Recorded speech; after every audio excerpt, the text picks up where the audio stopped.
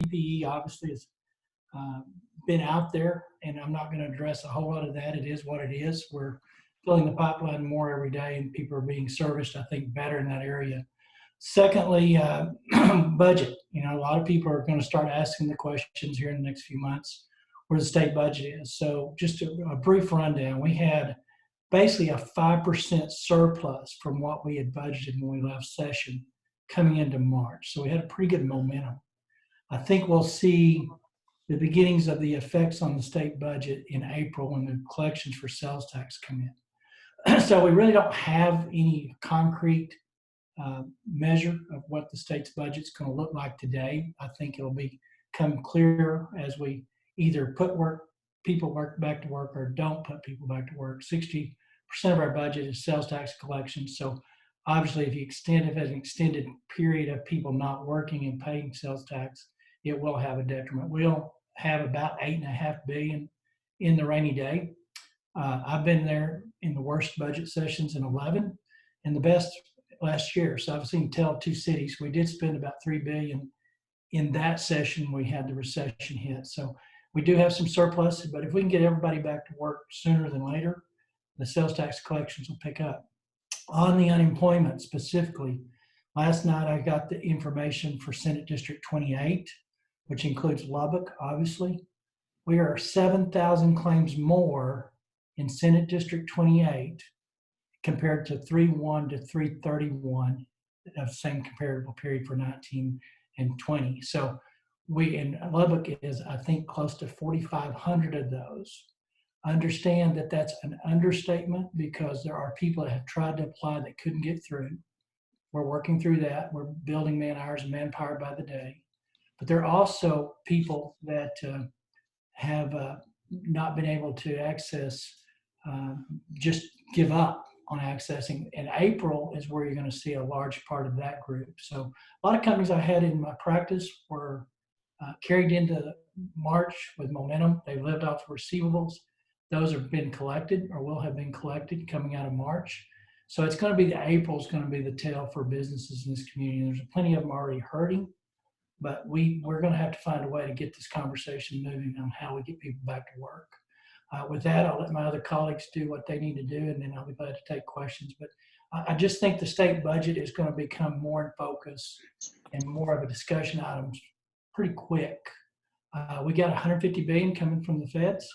State's portion of that's tentatively estimated to be about $12 billion.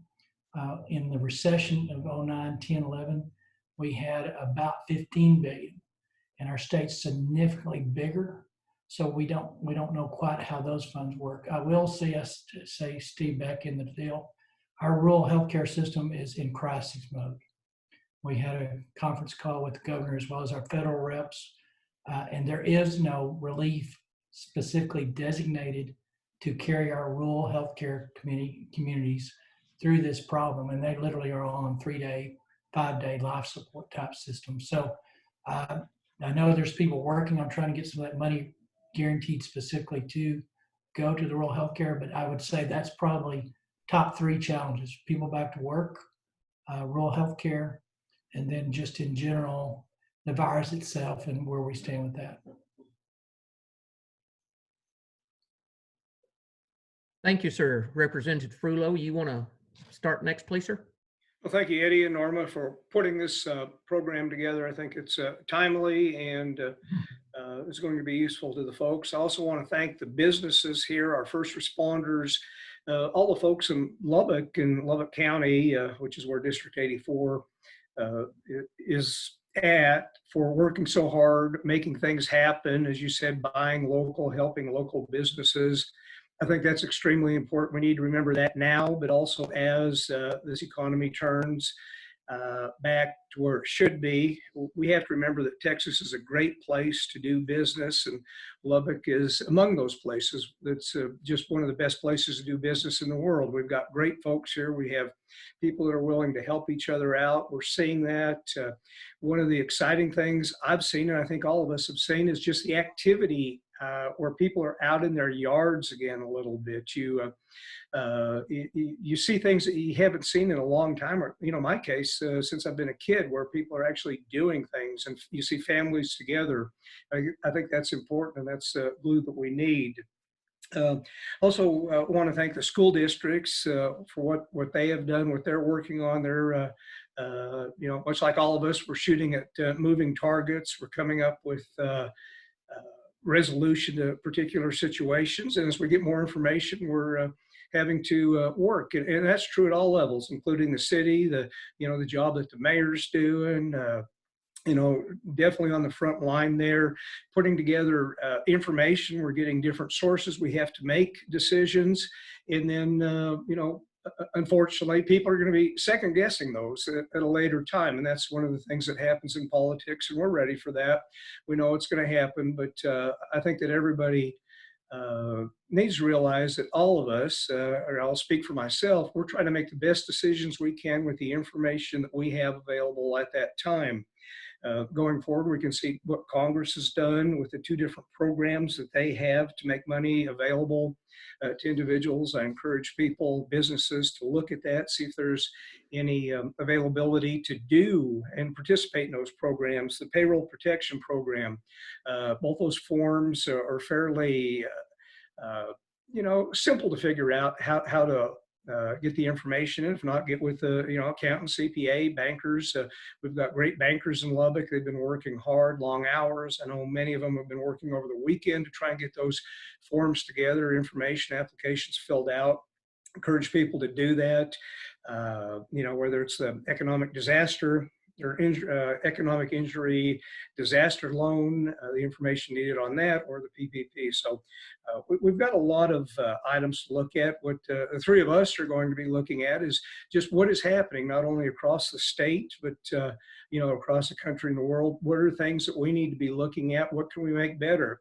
As we look back at when Harvey had its devastation, we went into the following session. We came out with a lot of different new laws to help and make that next hurricane better, be able to respond quicker, to have local governments be able to work and respond. So we're going to have that. And in 8 months, when the legislature gets together, those will be things that are working on. As the Senator Perry mentioned, different monies are going to be available. We'll be able to do items, make sure things are happening. We'll see what the federal government's doing. Their initial bill, and I'm assuming there's going to be more, was $2 trillion. So we've got a lot of good things going on, a lot of things to be excited about, but we can't let our guard down. All right.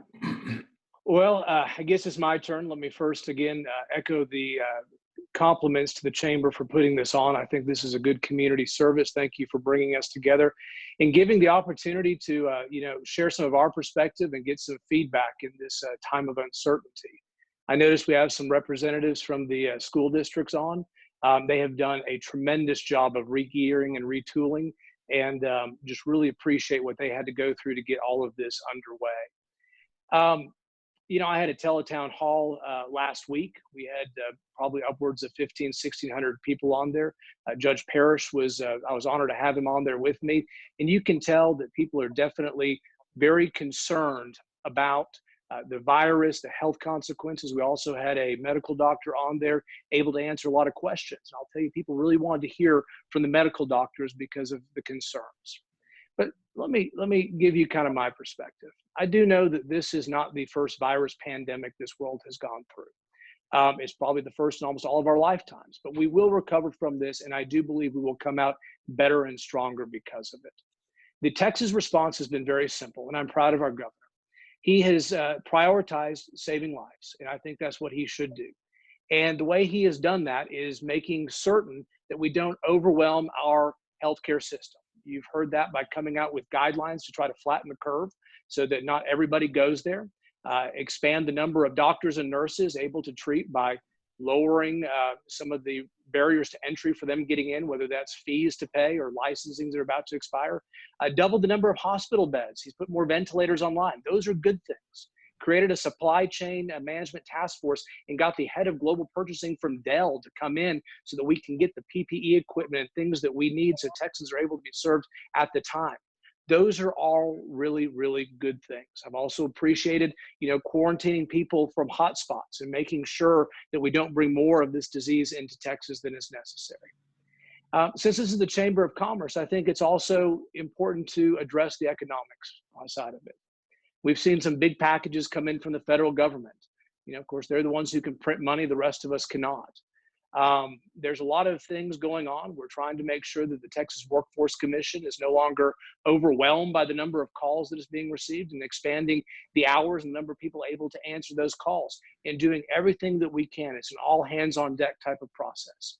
But let me say two things that are very important, and these are perspectives that I think I need to share so everyone kind of knows how I'm looking at this. And I think that there's a lot of things. Government cannot fix all of these problems. There is no way we can print enough money and have enough task force that are formed to solve this. Business has to start getting open again sooner than later.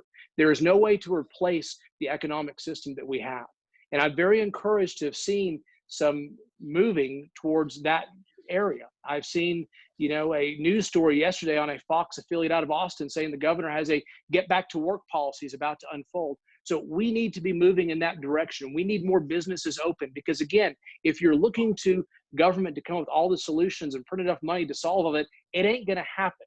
So I'm glad to see that.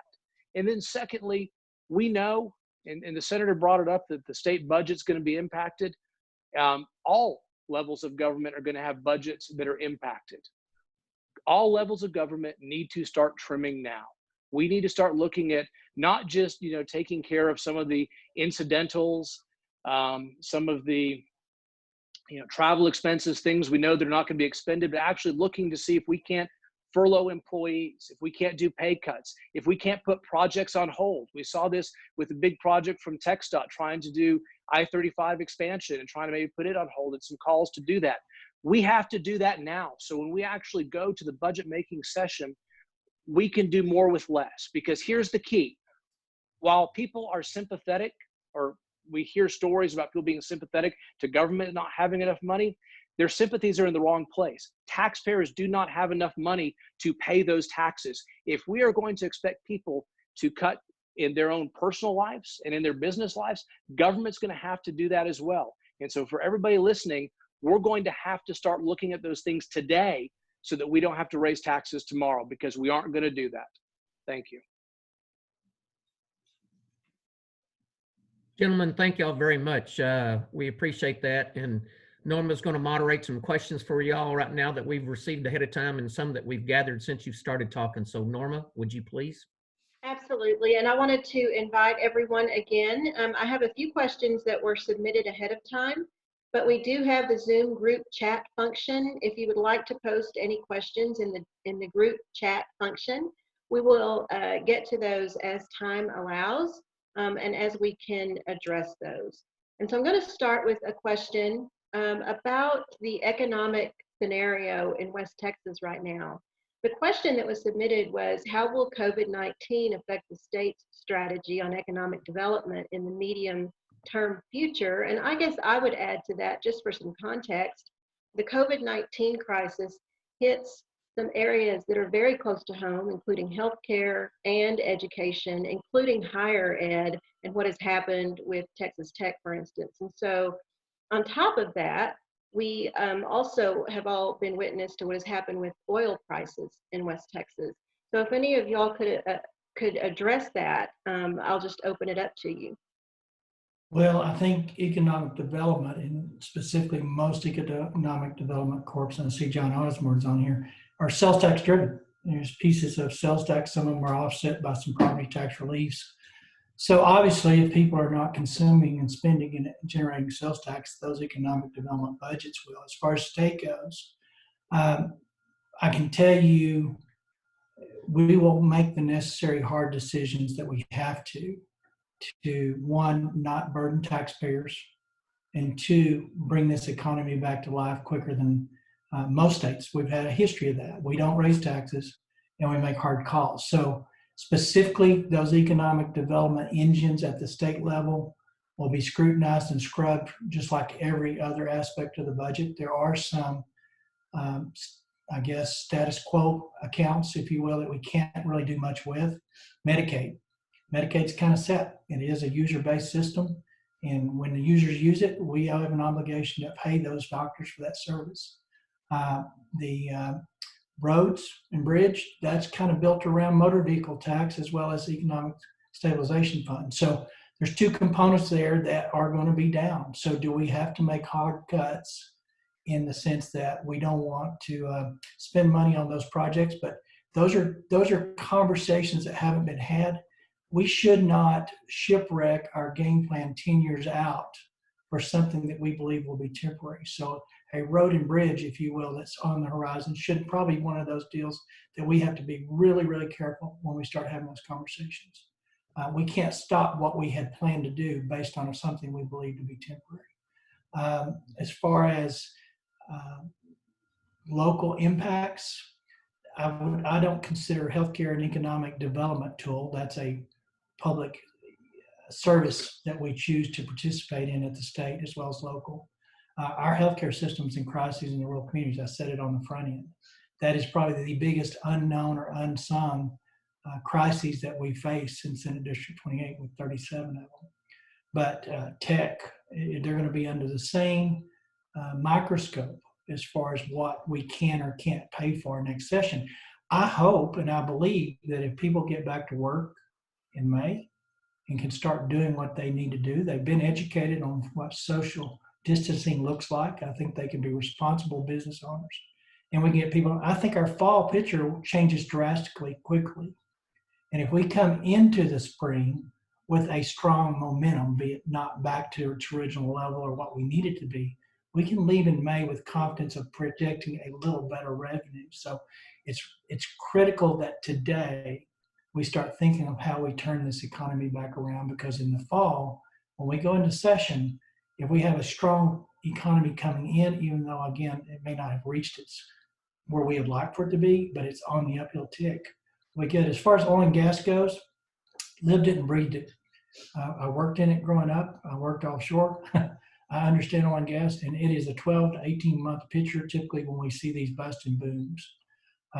Russia and the Saudis, there is a silver lining with the virus. They picked the worst time in the world to try to do what they did, because the money that's flowing in from the feds has kind of mitigated some of their impacts. But yeah, we are at a low barrel price today, but we also recognize they have to answer to their peoples too. And those people don't want to go without much very long. So I think you're seeing the barrel price where it's at for a little bit longer, but I do think after the economy gets going and supply and demand, people start working, people start driving, people start using, those barrel price pressures will subside, and we'll see our barrel price climb back up. And again, that's one of those metrics that if we come into the session at a $40 a barrel, but we have estimations that could be 50 again, we budget differently, we think differently, we act differently. So nobody's gotten a budget cut today. We are looking internally to agencies to go through their budgets and scrub them and find dollars they don't need.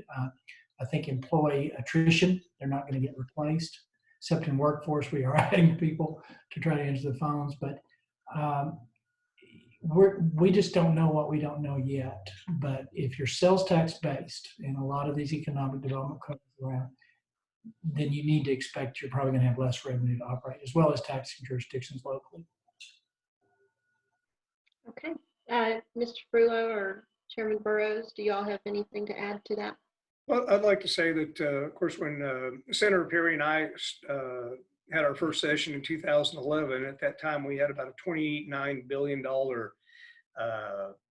excess of expenses, projected expenses over revenue, and we worked through that. And as a state, we figured out how to make it work. One of the things that we did in that recovery after that period was had more jobs. Oftentimes, Texas had more jobs, created more jobs in time periods than the rest of the country combined. And I think we're going to see that. We're going to continue to see that. We have the largest rainy day fund in the country. So a little while ago, we were expecting, when we were on a conversation or a conference call with the comptroller that we were going to have a couple $1 billion excess that was actually going to be used. Now that is pretty much gone, and we'll have to work on what we have. But I think there again, we look at what we have in this area. We have Texas Tech, a big economic driver, medical, which a lot of businesses are involved in that. And as the senator said, it's a difficult time right now in the medical field, partially because of the inactivity with the normal items that typically the medical field is working on. And thank goodness we've had the coronavirus not at the level that it's occupying all our beds. I think we've got things in place. What we have to do is get this economy going. We have to have things that are working, put people back to work while we're listening to what our medical professionals say and make sure it's safe. It's a different world than we've had in the past. People move around more. We look at the different coasts and what's causing the increase in cases that they have. They're different there. And so we're learning a lot. We have luckily smart people, both at the local level, at the state level, and nationally and internationally, that are working on the programs that we have. And hopefully we will get to where we got it figured out. We have 8 months before we're back in session. And at that point, we can work on it and take it further and figure out how to be the economic driver of this nation again. Yeah, let me just add, the questions about economic development. Texas has always believed in economic development, and it will continue to believe in economic development after the COVID-19 crisis is taken care of. And that's not unrestricted, of course, economic development. There is making sure that it only goes to those that it really does incentivize to come here to attract business to the state and not just giving out money. One thing that I can see, and I think the senator was very right, is we don't need to be just scrapping long-term projects, because we will get through this. I firmly believe that.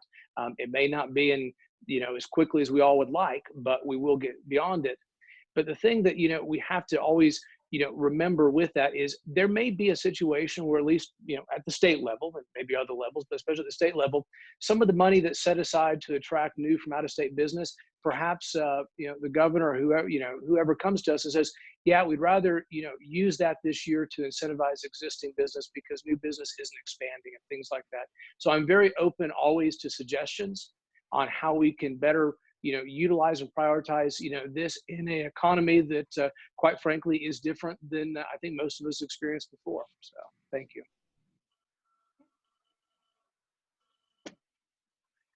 Okay, I think it was Chairman Burrows that earlier mentioned the TxDOT I-35 news that came out recently. Yeah. And we were also talking about roads and bridges earlier. I had a question submitted on the Ports to Plains feasibility study effort, and whether you think what kind of effect on that process or the outcome of that, if you have any opinion on that. Did you want to start with me? Yeah, go ahead. Sure. I don't think that particular project is in danger as far as the study. I'll defer to the senator or John if they've heard different information, but I think it will go through. One of the promising things, though, and I've seen this at the federal level, again, the guys who actually do get to print the money, is having a major infrastructure project. As soon as I saw that, I thought port to plains, port to plains, port to plains. And so hopefully we can do everything we can to be well positioned so that if they do pass a major infrastructure spending bill at the federal level, we are well positioned to try to attract those dollars for West Texas. And of course, in particular importance to, I think, all of us, on this call today, is that port to plains. It would be great to see it, receive some of that. I don't know that it's in a position today, but I'll tell you what, I'm committed to doing anything I can to making sure we're in the ability to catch that if it's at all possible. I just say that the biggest challenge with I-27/Ports to Plains is politics. Initial estimates I'd lived on for 10 years was $9 billion. We got a report back the other day, $27 billion is now the estimated cost of that project. So I haven't had time to go through that. I will tell you, Chairman Nichols of Transportation made it very clear that he does not believe we need to change our 10-year plan in the state today, and that we need to stay true to that and operate with what the motor vehicle sales tax and some other things gives us. At the same time, we do recognize there are projects that are things we should do, but maybe we can't do just this very minute. But I think we're going to stick true to our plan with respect to I-27. It's never been in the plan specifically yet. That's what we've been working on for the last few years. We've made a lot of strides. Mayor's led some advisory groups throughout the districts trying to get consensus. We've got the consensus. We've got the study back. It is a project that is worthy of conversation as well as funding from both federal and state. It's just now wiggling into the priority funding process. So, but we did kind of get a step back a little bit where the cost went. Usually when you get a cost estimate back like that triples, that means somebody from somewhere else is pushing against the project pretty good, and I haven't found out who that is yet. I'm looking. Representative Frullo, did you have any anything on that? Well, I think that it's, just want to quickly add that it's an important project to us. It's, of course, an important project for international transportation.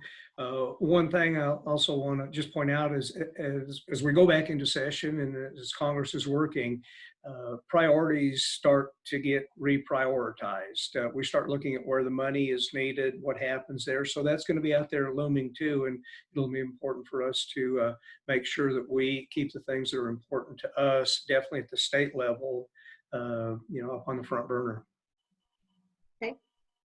I also had a question, and I think one of you all mentioned rural healthcare earlier. I had a question about the effect on rural West Texas, where COVID-19 is concerned, whether that is healthcare, and then the other part of that question that was submitted had to do with the students in remote areas of West Texas that are completing their school terms this year, at least on the internet, and is there going to be any type of effort to address broadband and broadband needs in rural West Texas? I think that broadband's finally going to get the attention that it deserves. Chairman Price out of Amarillo and I authored the bill for broadband. It's kind of a hit and miss. Some communities are really, really good, even in rural Texas, on broadband, and then others are not. I did several things on USF funding, which is kind of in the weeds, but it's kind of how some of these rural systems get funded, subsidized, if you will, for some of their communication systems. I actually have a council. The bill established a broadband council. We have a phone conference scheduled April 16th. As I will give credit where credit's due, a lot of the majors, which aren't really an active role in some of that, are out there today in these rural communities trying to get broadband access because of the ISD's plight as to trying to finish up the school year online. So they're doing their job. Is that temporary? Is that permanent? But this broadband council meeting, the very first one, will be on April 16th. I'll be included in that. But I think if we're smart, we'll let see how this virus initiative plays out. And if those things that our majors are putting into those rural communities as we speak become permanent fixtures. And can we tie onto that without reinventing the wheel? But it's been a conversation even at the national level for years, and money has been spent. My question, and has always been, are we spending it in the areas that makes the most sense? And I think that that's the question the state will address. And I do think in conference calls with Lieutenant Governor as well as Governor, broadband access to all communities because of the virus highlighted where it wasn't available. And some families can't afford internet. And I think that people underestimate, and our school districts don't, our supers know, but there are a large coalition of families, even in Lubbock, Texas, that do not have $100 a month for access to an internet at home. So we've got those issues to deal with. But I think when we leave next session, this is going to be one of those priorities that we're going to fund, even in times where budgets are going to be tight. There's a commitment made from what I'm hearing in Cincy. Would either of you gentlemen, Representative Burrows or Representative Frullo, like to weigh in on that? Well, I think that what Senator Perry said is very true. And I was on State Affairs for 2 different sessions, which is over the telecommunication industry. And we've been working hard to get it out to all different areas, high speed. But you also look at District 84, and that's pretty much urban. It's an urban area. And we still have, as LISD and Friendship know, a number of students that are not able to get internet, and they have to do different things to be able to get their class, attend their class work, be able to get access to the information. So it's not only bringing it out to the rural areas and the areas that are underserved, but it's also getting it to where it's affordable and available. I'll just finish by saying this. You know, my wife told me the other day about some of her friends noticed driving by, I guess, a local high school where they had a very strong router, so kids could actually show up to download their school assignments and actually utilize the internet service there. And so, you know, it's great to see the ingenuity. I really was surprised to learn there was that much not available, but you don't just hear those stories in Lubbock. You don't just hear those stories in rural West Texas. Those stories are coming out of Houston, out of Dallas, out of San Antonio, El Paso, across the entire state. And when you see that actually happening and you hear about it across the state, that's when you know a solution is likely to happen. And so if there is something good that comes out of, you know, combating this coronavirus, this COVID-19 thing, is maybe we do actually get some more funding and we actually start having more internet availability and better connectivity. Thank you for that. I had a question that was submitted that had to do with what it's going to look like when we begin to start to get back to business. Whether that will be a structured, phased-in type of situation, whether that will be something that is a statewide type of situation, or whether that will largely be left up to localities, and how you envision that that will work. Well, I think the governor has tried to acknowledge that one-stop shop, one size doesn't fit all. And he's done that by leaving it to the local jurisdictions, the mayors, the city councils, the county commissioners, and rightfully so. We don't look a lot like Harris County. I mean, we just don't. The density of the population, different issues. So I think you'll see that message continue through governor's directives and executive orders, that we will allow those local jurisdictions to make those calls. I think what a phase in, and this is purely my perspective, my thinking is that it'll be left up to the local jurisdictions. I believe business owners now fully grasp and have been educated well on what proper social distancing is. I think you'll start, again, I'm looking at several councilmen and mayor here, and I'm not into their stuff, but I think that there'll be hopefully some conversation around allowing businesses to start phasing back in. So if I was a restaurant owner and I had 6 foot social distancing and I had a capacity of 100 people, maybe I'm restricted to a certain level of capacity with the social distancing parameters. So I think you have to have that, and you have to have it today. I mean, it's got to start back into the conversation. First of all, you can't tell a business they can go back to business on April 30th. The governor or local jurisdictions should do that. Part of these businesses are going to have to go back and scramble to find employees that no longer exist. Part of these people have to go back and try to figure out, if they haven't got their PPP money, how do they hire somebody when they're not making money? And that's the intent of the PPP program. So I hope that sooner than later, and I hope the governor's messaging starts giving some direction that it's okay to have those conversations. Now, can a Harris County restaurant start opening back up with capacity so different? I don't know. I don't live there, but they have a different density of population than what we would. So I think you leave it up to the locals. You place it around what's out there in those geographies. If it's isolated, if there's not a density, I think you allow the mayors and this council to rely on that. But I think it's also fair to state, I believe our business community, and I think our patrons, you know, it's a market element to me. If I don't believe I want to go and eat in a restaurant for fear that I may contract it, I can choose to stay home. And I think that's one of the narratives that's kind of got lost, and I'm not going to armchair quarterback.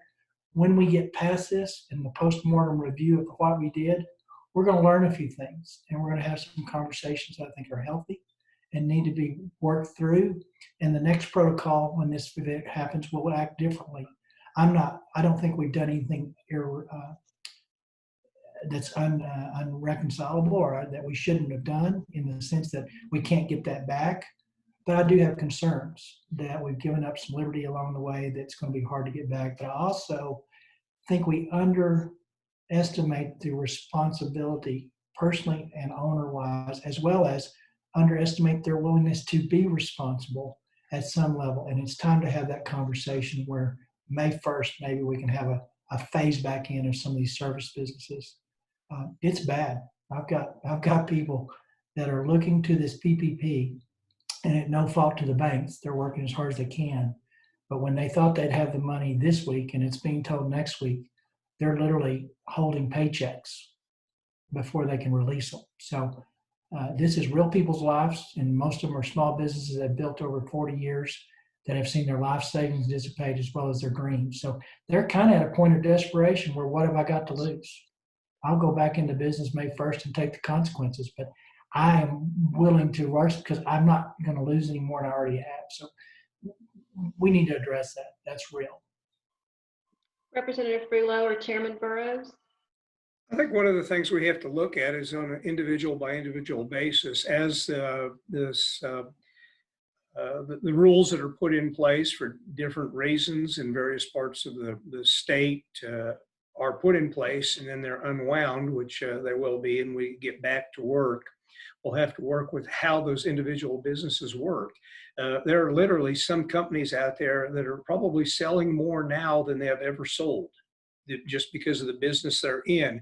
There are other companies out there, and I've had discussions with business owners in the district that are not selling anything. Their sales dried up, either because they're what is categorized as a non-essential business, or nobody is buying their product.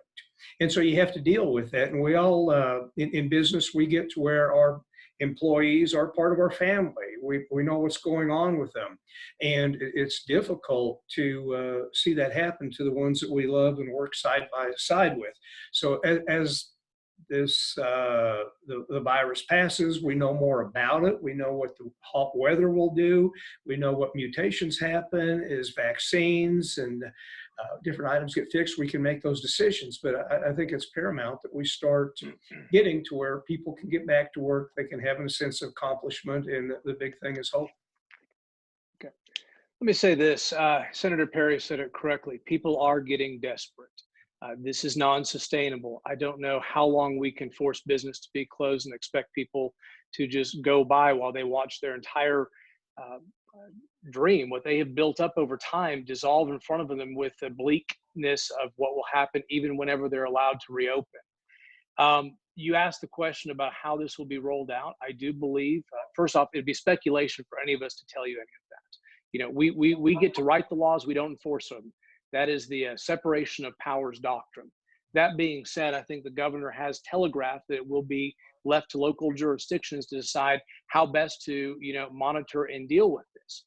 What I do think that we will likely to see happen, and I hope that we'll see happen, very soon in different jurisdictions, is, more businesses reopening, maybe under different conditions, more people who are not as at risk be allowed to return to full capacity. Strong admonishments and making sure everyone understands and appreciates the risks, but getting business open sooner or later, because again, it's what I said at the very beginning, we can't task force our way out of this. Government can't solve all of these problems if we keep business shut down for too long. The one thing that I will tell you is certain, and the senator again mentioned this, and it had to do with liberties. And that's something that we all know that's a very fundamental cornerstone of this nation that we were founded upon. And I think that members of both parties and all political ideologies and spectrums are looking at this, and they are concerned about that because that is the DNA and fabric of who we are as a country that separates itself. And I do think the Disaster Relief Act that we're operating under today, that we're seeing, will likely be rewritten next session. I don't know how, but we will learn these lessons. I mean, even if the best of intentions, people are going to continue to, do their best, but mistakes are made, and we're going to have a post-mortem. We will likely write that statute next session. That's my bold prediction. And a lot of these things will be paid attention to. We'll figure out what we got right, what we could have done better, and make sure that it does happen again, God forbid, we do a better job. And thank y'all all three. I wanted to interject in this, that what all y'all have said is what we hear from all our businesses time and time again is these same things, and the difficult decisions that both the governor and the mayor has had to make, and all the data we're collecting, both from trying to give information to businesses on what the federal government is making available, as well as even potential for recovery. I really appreciate. I wanted to have the opportunity, not only as the governor had a difficult balance, but so has the mayor here locally, and I wanted him to. I just want to let you know the beginning for recovery talks have already began. And Mayor, do you just want to make sure that both these folks as well as everybody else knows what you're planning, sir? Well, I think, thank you, Eddie. I appreciate Senator Perry and Representatives Frullo and Burrows sharing today. I think it's really good to hear a state perspective. I'm thankful for all those folks. And, you know, I was really pleased to hear what they said about I-27. You guys everybody on the call would be glad to know that our House Bill 1079, which is the study committee that Senator Perry helped sponsor that legislation with Ford Price from Amarillo. We met last week remotely. We did four separate 4-hour meetings last week, and the segment committees met. Business moves forward. We're working feverishly in Austin, in Washington right now. If there is a fourth bill that has infrastructure in it, we're right in the middle of that with the support of first of all Congressman Arrington, but other members of the state delegation, both Democrats and Republicans. So it's a bipartisan effort, which we think is important. I'm also glad that Charles and John were down. Remember 2011. I remember 2011 from the school board perspective, and I remember how difficult it was, and we'll have to make some very difficult decisions. We know that's in our future, and I'm glad that you guys are, will be there for that next session. As it comes to recovery, we are beginning the discussions around that. Eddie and I thank the chamber for their work there, and the governor clearly has encouraged us to start working on that. You will hear us talk about it publicly at our council meeting next Tuesday, and I would think that shortly thereafter you would see our plans become public as to how we'll build a group of people that will allow us to build our plan around recovery, and that includes, I think, folks from the medical community. I think that's certainly seriously led by the business community, but Texas Tech has a spot at the table. We'll have a healthcare, certainly. I think I already mentioned that, but it'll be a group that can allow our community to take those steps forward. I was just texted while we were on the phone by somebody else on the phone talking about startup, and you're right. I think we can't just flip a switch for a number of reasons, and for instance, restaurants, their suppliers will need some time to ramp up and get ready to supply them. So we've got to look at a number of things. But I want to preach patience. It's very difficult for me to, like it is you, to look at businesses that are closed and the way they're struggling. But we've got to. April 30th is 3 weeks from today. And the governor, I think, was very clear when we talked on Tuesday. He was very clear that we're in this till April 30th together under his order, and our order and his order are pretty much in completely in sync. And so we've got to stay home and stay safe and continue to find ways to innovate, but we need to do that through April 30th while we start working on this recovery plan. Final thing, I'm thankful for Judge Parrish. He and I we've been at the table together through a lot of this, and we're glad to work with him and the county on this too. Thanks Eddie for letting me share a bit. Thank you, Mayor. Gentlemen, I want to be respectful of your time. I have one more question that was submitted that I think is important for all of West Texas, and that is that one thing that we seem to have forgotten and that has gotten into the background because of the news is that we were supposed to all be engaged with and participating in the census. One of the major items that we were all looking forward to working on and working with was redistricting. And so what effect do you all believe that this is going to have on the census and ultimately the redistricting process that the legislature was going to be engaged with? I serve on the redistricting committee in the Senate side. I had 50 hearings scheduled beginning in April through probably early fall. They've all subsequently going to have to be rescheduled, or we're going to have to find a way to have conversation. In those 50 were, I believe last time we checked, 19 of them were redistricting around the state. You know, there's certain elements of the Voting Rights Act that require you to have those kind of conversations. So I think the answer lies it this way. We're going to do a redistricting session starting in January for sure. I think I heard, and I should probably know this, but it's been kind of a crazy world with the SBA stuff getting out to communities. But I think they did extend the census deadline, and I don't know for a fact, but if they did, but that just puts more pressure on this legislature when they meet to have, you know, we won't have the number like we used to have 10 years ago when I started. So we're going to do redistricting next session. By law, we have to. I am packing extra clothes. I don't expect when we do get to go back to Austin. And I think if we can get this virus issue resolved where planes can fly and meetings can occur and cities can have gatherings to have these conversations, we'll start those as early as possible. So if that were to happen, I'm not suggesting to you it is or isn't, but if we're in August 1st, the world gets back to normal with respect to travel, we will have redistricting hearings would be my guess. That's the first state order of business from an interim committee perspective. Heaven forbid we're not back there in the fall and it goes into where January we haven't heard those. By law, we can't have hearings or have votes, if you will, on legislation for 60 days. I don't know if that's constitutional. I think it probably is. So we may not be able to do anything that we can do when we get to Austin on January 11th or 12th. I think you'll see an initiative to push all the rules aside to be able to start having the interim hearings we didn't have to have subject matter discussion.